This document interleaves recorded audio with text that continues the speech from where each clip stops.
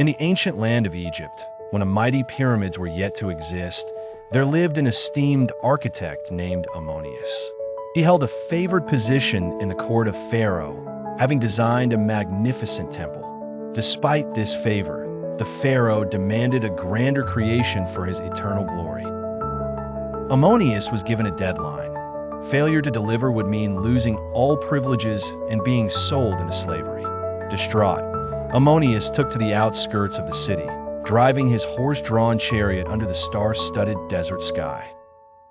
Suddenly, a giant light appeared overhead, brushing past him before crashing onto the horizon. Terrified, Ammonius thought it must be a chariot of the gods. Curiosity overpowered fear, and he ventured to the crash site. There lay a colossal ship from another world, adorned with mysterious lights. Trembling, Ammonius mustered courage to approach, discovering an entrance that led to a brightly lit chamber. "Oh, gods of Egypt!" he exclaimed in shock, as before him stood a being with reptilian features yet humanoid form, hands ending in claw-like appendages, and clad in a sleek black suit. Ammonius, paralyzed with fear, considered fleeing, but then a voice echoed within his mind, speaking in his native tongue. "Fear not, noble creature. I mean you no harm." The reptilian creature introduced itself as Janus, explaining its origins from a distant place and the accident that left it injured. He needed assistance moving to another part of the ship to reboot its systems and heal. Ammonius helped the alien to walk, sharing a strange camaraderie. "You speak my language," Ammonius marveled.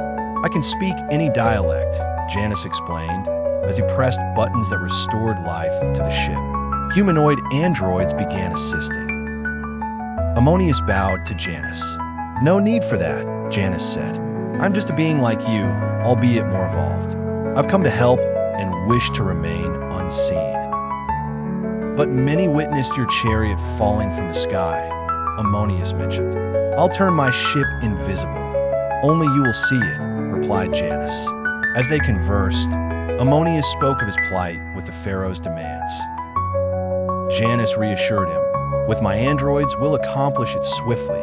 2 days later, Ammonius returned to the Pharaoh's court, kneeling before the ruler. "Great Pharaoh, divine ruler of Egypt, I have conceived a creation that will immortalize your name," he announced. Laughter filled the court. "Sire, 10 kilometers from here, I shall construct a marvel with no equal, but I request that for 15 moons, no one approaches the site, and I must work undisturbed." The Pharaoh silenced the laughter. "Very well," he decreed, "but should you fail, you and your family will face slavery." Back at the construction site, Ammonius watched in awe as androids moved enormous stones with ease. "By the gods," he gasped.